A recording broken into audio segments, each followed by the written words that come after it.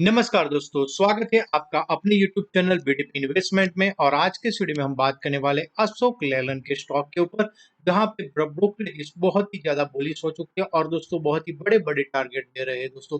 तो हमें क्या करना चाहिए इस स्टॉक के ऊपर, उसके ऊपर चर्चा करेंगे। क्या वो टारगेट है वो क्या आसानी से अचीव हो जाएंगे, और जो स्टॉक है वो मेक और ब्रेक लेवल के ऊपर चल रहा है दोस्तों। बहुत बड़ा ब्रेकआउट आने की संभावनाओं के ऊपर है दोस्तों, आज आ जाता बट दोस्तों उसके नीचे क्लोज आया है। तो हमारी रणनीति क्या होनी चाहिए उसके ऊपर चर्चा करेंगे। अशोक लेलैंड का जो स्टॉक है दोस्तों, उसका एनएससी का कोड है ASHOKLEY। और आज 4.51% का दोस्तों अपसाइड मोमेंटम है। वॉल्यूम जबरदस्त आया है इस स्टॉक के अंदर। और यहाँ पे दोस्तों फंडामेंटल देखेंगे और कंपनी के एमडी जो है वो क्या कह रहे हैं उसके ऊपर भी चर्चा करेंगे। पिछले 5 दिनों में अगर प्राइस एक्शन को देखेंगे तो 7.87% का मोमेंटम जो करंट आया है वो आज ही आया है दोस्तों स्टॉक के अंदर। एक मंथ के अंदर बात की जाए तो 7.55% का रिटर्न है। 6 मंथ के अंदर अगर देखा जाए तो 14% का रिटर्न दिया, और एक साल के अंदर ये स्टॉक ने 25% का रिटर्न दिया है। लॉन्ग टर्म में अगर दोस्तों किसी ने इन्वेस्ट किया हो 5 साल में तो 20% का ही रिटर्न आया है। और longer run over the period of time stock ने काफी अच्छा रिटर्न दिया है। 7,000% से भी ज्यादा का रिटर्न दिया है। एक जमाने का दोस्तों पेनी स्टॉक था और वहां से काफी अच्छा रिटर्न आया है। अगर यहाँ पे आप देखेंगे तो अशोक लेलैंड के जो सीए उनका बोलना है कि वो 35% market share in the intermediate medium and heavy truck segment में कवर करना चाहते हैं। And over the last 6 quarters company has been steep growth in a market share which has shot up to from 22.5 to 32%।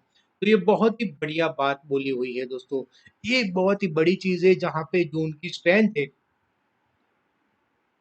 वहां पे company जो है बहुत ही बढ़िया मार्केट से गेन कर रही है। तो ये काफी अच्छी बात है। और उसमें अगर आप देखेंगे तो उनका जो प्लान है ट्रक सेगमेंट में, वहां पे 25% से 35% है। इंटरमीडिएट बस सेगमेंट में और डबल द शेयर 15 to 30% करने का प्लान कर रहे हैं। In medium duty commercial vehicle space में अगर देखेंगे तो वो इंप्रूविंग करना चाहते हैं सिर्फ 40% फ्रॉम 35%। तो ये जो अगर उनका हो जाता है दोस्तों, और ऑफकोर्स डिफेंस में भी 50% शेयर वो करना चाहते हैं, तो ये अगर होता है तो स्टॉक बहुत ही ज्यादा स्काई रॉकेट बन सकता है। अब यहाँ पे हम उसके फंडामेंटल के ऊपर बात करें उससे पहले दोस्तों हम चलते हैं टेक्निकल के ऊपर पहले, और यहाँ पे समझने की कोशिश करते हैं। आप यहाँ पे देखेंगे एक व्हाइट लाइन दिखी हुई है। हमने अशोक लेलैंड का डेली चार्ट के ऊपर हम डिस्कस कर रहे हैं दोस्तों। यहाँ पे आप देखेंगे कि यहाँ पे एक रेजिस्टेंस जोन बना हुआ है, वो लेवल है 166 के आसपास का। और यहाँ पे एक बड़ा जो हाई है वो 170 का, यानी कि ये जो रेंज है वो पूरी यहाँ पे मल्टीपल टाइम आप देखें 1 2 3 4 5 6 7 8 डे के आसपास यही रेंज 165 से लेके 170 के रेंज के अंदर टकराया है और फिर नीचे गया है। आज वॉल्यूम देखिए दोस्तों, जबरदस्त वॉल्यूम आया। अब अगर आप देखेंगे तो बहुत ही अच्छा वॉल्यूम है। ऐसे वॉल्यूम पहले भी हमें देखने को मिले थे, बट उसके बाद दोस्तों स्टॉक में नीचे के लेवल देखने को हमें मिले हैं। अब यहाँ पे भी आप देखेंगे तो वॉल्यूम ऐसा दिखा, फिर एक बड़े वॉल्यूम आए, फिर उसके बाद थोड़ा अपसाइड मोमेंटम हमें मिल रहा है लॉन्ग टर्म के लिए। यहाँ पे आरएसआई जो है हमारा वो ओवरबोर्ड जोन में चला चुका है। आरएसआई का जो वैल्यू है वो 79 का हो चुका है, यानी कि 80 के आसपास है। जब भी प्रीवियसली आरएसआई ओवरबोर्ड जोन में चला गया है तो दोस्तों वहां से आप देखेंगे एक पैनिक बुकिंग आई है। प्रॉफिट बुकिंग हमें हर बार देखने को मिली है। यहाँ पे भी आप देखेंगे आरएसआई ओवरसोल्ड जोन में गया, फिर दोस्तों थोड़ा टिका, फिर वापस से नीचे आ गया है। तो आरएसआई अपना काम तो बेहतरीन कर रहा है। तो हमें क्या करना चाहिए, जब तक 165 से लेके 170 का लेवल क्रॉस ना करे तब तक दोस्तों यहाँ पे थोड़ा वेट करना चाहिए। हो सकता है कि आपको यहाँ से दोस्तों यहाँ पे आप देखेंगे एक बेस बनाया था स्टॉक ने, उसको तोड़ दिया, वॉल्यूम के साथ आया दोस्तों अपसाइड मोमेंटम, फिर एक कंटिन्यूअस रैली हमें देखने को मिली है। जो रैली दोस्तों बनी थी वो 145 के आसपास के बाद कंटिन्यूअस रैली है। तो एक थोड़ा यहाँ पे कैसा गुच्छा जैसा बन जाए दोस्तों, एक पोज मोमेंटम आ जाए, उसके बाद देखना चाहिए। या तो अगर स्टीप मोमेंटम 170 के ऊपर आ जाए तो दोस्तों हम यहाँ पे एड ऑन कर सकते हैं। ये हुआ टेक्निकल बात। फंडामेंटल क्या बता रहे हैं, क्या ये टेक्निकल को सपोर्ट कर रहा है? तो फंडामेंटली अगर देखें तो कंपनी दोस्तों बहुत ही बढ़िया कंपनी है, हिंदुजा ग्रुप की कंपनी है। और ये जो है लॉन्ग लास्टिंग प्रेजेंस है in domestic medium and heavy vehicle में, हमने जो देखा बहुत ही बढ़िया ब्रांड है दोस्तों। कंपनी वेल डिस्ट्रीब्यूशन नेटवर्क है और सर्विस नेटवर्क बहुत ही बढ़िया है। और 50 कंट्रीज में उसका प्रेजेंट भी है। मार्केट कैप 48,270 करोड़ का है, फेस वैल्यू 1 का है, डिविडेंड यील्ड 1.5 58% का है, स्टॉक का पी 39.7 है, बुक वैल्यू 29.1 है, आरओसी 12.1, आरओई 15.3 है, डेप टू इक्विटी थोड़ा ज्यादा है 3.64 है। अगर डेप देखें तो 31,161 करोड़ है, बट इक्विटी के मुकाबले काफी ज्यादा है, बट डेप थोड़ा कम करने की कोशिश करेंगे क्योंकि इलेक्ट्रिक सेगमेंट में भी यहाँ पे काम कर रहा है कंपनी और बहुत ज्यादा हैवी कैपेक्स होता है दोस्तों ऑटो इंडस्ट्रीज के अंदर। ईपीएस जो है वो 4.23 का है। यहाँ पे आप देखेंगे कंपनी का दोस्तों बहुत ही अच्छा क्वार्टर आने वाला हो सकता है। डेप्टर डेज इंप्रूव हो रहे हैं 46.3 से 36.7 के, stock is trading at 5.64 times it's book value, तो वो थोड़ा एक कंसर्न हो सकता है। पीयर कंपैरिजन के ऊपर अगर हम नजर डालते हैं तो टाटा मोटर्स का जो पी है वो 81 है, अशोक लेलैंड 39 का पी है और यहाँ पे ओलेक्ट्रा ग्रीनटेक 115 का पी है दोस्तों। फॉर्स मोटर का 92 का पी है, एसएमएल इजुजू। तो ये आप देख सकते हैं कि पूरे सेगमेंट में ये सबसे सस्ता स्टॉक है। तो अशोक लेलैंड अभी भी दोस्तों इतना बड़ा अपसाइड मोमेंटम देने के बाद भी बहुत ही सस्ता और चीप स्टॉक है ऑटो सेक्टर का। क्वार्टरली रिजल्ट के ऊपर बात करें तो सेल्स में आप देखेंगे क्वार्टर टू क्वार्टर जबरदस्त दोस्तों बम पर आया है रिजल्ट दोस्तों, सिर्फ अशोक लेलैंड के नहीं ऑटो इंडस्ट्रीज में जबरदस्त अपसाइड मोमेंटम आई है और सेल्स से 13,203 का हुआ है। ऑपरेटिंग प्रॉफिट मार्जिन बेहतरीन है 15% और 803 ऑलमोस्ट दोस्तों 2 टाइम से भी ज्यादा का यहाँ पे आपको दोस्तों ग्रोथ दिख रहा है नेट प्रॉफिट में। ईयर टू ईयर में देखें तो दोस्तों जबरदस्त आपको अपसाइड मोमेंटम रेवेन्यू के अंदर आया, ऑपरेटिंग प्रॉफिट मार्जिन बेहतरीन रहा है और यहाँ पे आप देखेंगे कि 158 से बहुत ही ज्यादा मल्टीपल टाइम यहाँ पे आपको मिल रहा है दोस्तों नेट प्रॉफिट। और आप देखेंगे कि जो ऑपरेटिंग प्रॉफिट मार्जिन का गेम है वो सितंबर 2020 में हुआ था और उसके बाद यहाँ पे 15% का आया है। ईयर टू ईयर परफॉर्मेंस की अगर बात करें प्रॉफिट एंड लॉस स्टेटमेंट में, आप देखेंगे एवरी ईयर दोस्तों 2014 में 11,859 करोड़ का दोस्तों सेल, उसको बढ़ा के 15,000 किया, 21,000 आया, 22,000 आया, 29,000 आया, 33 आया, फिर कोरोना आया 21 हो गया।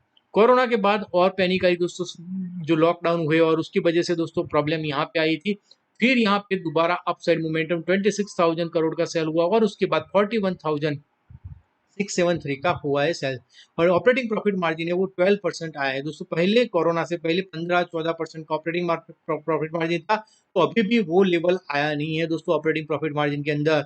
और अगर वो लेवल आता है तो हमें और अच्छे लेवल यहाँ पे देखने को मिल सकते हैं, कंपनी का और ग्रोथ दिख सकता है। नेट प्रॉफिट की बात करें तो 1362 का आया है नेट प्रॉफिट और ईपीएस जो है 4.23 का है। डिविडेंड पे आउट 62% का डिविडेंड पे आउट है, तो काफी अच्छी बात है दोस्तों। यहाँ पे आप देखेंगे शेयर होल्डिंग पैटर्न के ऊपर, तो प्रमोटर जो है 51.53% का दोस्तों होल्डिंग है, एफआईआई 14.85। अगर आप देखेंगे तो पिछले कुछ क्वार्टर में सितंबर 2022 में 17.59% का होल्डिंग था, उसको घटा के 15.29 किया और उसके बाद 14.85 हुआ है। डीआईआई का होल्डिंग जो है वो काफी अपसाइड हुआ है दोस्तों। यहाँ पे आप देखेंगे सितंबर में एफआई ने बेचना स्टार्ट किया, बट डीआईआई आप देखेंगे तो 19.50 का होल्डिंग था, उसको बढ़ा के 21.16 किया और 22.15 किया। तो म्यूचुअल फंड हमारे बाई कर रहे हैं और पब्लिक के पास होल्डिंग है लाइफ टाइम लो के ऊपर चल रहा है, अराउंड 11.40% का होल्डिंग पब्लिक के पास है। जो यहाँ पे हमें टारगेट दिखने को आ रहे हैं तो by Ashok Leyland target is 180, Motilal Oswal का ये बोलना है। अशोक लेलैंड का टारगेट प्राइस 180 बोल रहे हैं जेएम फाइनेंशियल, और दोस्तों प्रभुदस लीलाधर बोल रहे हैं 215 का टारगेट। तो ये जो स्टॉक है दोस्तों वहां पे बड़े टारगेट हमें देखने को मिल रहे हैं, बड़ी बड़ी ब्रोकरेज कंपनियां यहाँ पे दे रही है। यहाँ पे आप देखेंगे कि पिछले एक साल के अंदर अगर देखा जाए दोस्तों तो पिछले एक साल में सिर्फ 25% का ग्रोथ हमें देखने को मिल रहा है, यानी कि अभी भी दोस्तों ये स्टॉक में जान बची हुई है। ये स्टॉक और भी अच्छी मोमेंटम और अच्छी तरीके से ऊपर जा सकता है दोस्तों। तो ये बहुत ही बढ़िया स्टॉक है, over the longer period of time बहुत ही बढ़िया रिटर्न दिया है। डिविडेंड भी उसकी अच्छी डील है, 1.58% है। तो ओवरऑल देखा जाए तो पोर्टफोलियो में रखने वाला स्टॉक है। प्रॉब्लम कहाँ पे आ रही है तो दोस्तों एक बड़ा रेजिस्टेंस जो हमने चार्ट के ऊपर डिस्कस किया है वो लेवल है 165 से लेकर लेके 170 का, और वहां पे आगे अटक गया है दोस्तों। पिछली बार भी यहीं पे अटका था, तो यहाँ पे वेट करना चाहिए हमें दोस्तों। एक बार 170 के ऊपर टिकेगा तो हमें 180, 200 और 220 तक के लेवल देखने को मिल सकता है। अगर ये लेवल को होल्ड नहीं कर पाता है, पॉसिबिलिटी है दोस्तों, ऐसा मैं नहीं बोल रहा हूँ कि 120 का लेवल आ जाएगा, 130 का लेवल आ जाएगा, थोड़ा बहुत नीचे आ सकता है। आरएसआई बहुत ज्यादा दोस्तों ओवरबॉट में चला गया है, तो एक थोड़ा सा आपको प्रॉफिट बुकिंग देख सकते हैं क्योंकि नीचे के लेवल से बहुत ज्यादा बढ़ गया है। बट ओवरऑल बहुत ही बेहतरीन फंडामेंटल स्टॉक है, पोर्टफोलियो में रखने वाला स्टॉक है। इलेक्ट्रिक व्हीकल सेगमेंट में दोस्तों गवर्नमेंट ऑफ इंडिया का फोकस है, ये कंपनी भी फोकस कर रही है। तो इंडिया की इकोनॉमी ग्रो करेगी तो दोस्तों ऑटो सेक्टर और अशोक लेलैंड दोनों ग्रो करने वाले हैं, सारी कंपनियां ग्रो करेगी। आपको यहाँ पे फोकस रखना चाहिए। इस वीडियो को एजुकेशनल पर्पज के लिए ही बनाया गया है और अभी तक आपने एंजल वन में डीमेट अकाउंट ओपन नहीं किया है तो आप फ्री में डीमेट अकाउंट ओपन कर सकते हैं, लिंक डिस्क्रिप्शन बॉक्स में डाली हुई है। और ये वीडियो को दोस्तों जो भी सारे व्यू है मेरे पर्सनल व्यू है, कोई रिकमेंडेशन नहीं है। अगर आपको भी कोई स्टॉक के ऊपर दोस्तों डिस्कशन करना हो तो हम कर सकते हैं दोस्तों। आप लिंक दोस्तों जो कमेंट सेक्शन में आप अपना दोस्तों कमेंट कर सकते हैं कौन से स्टॉक का आपको एनालिसिस चाहिए। थैंक यू वेरी मच दोस्तों, धन्यवाद।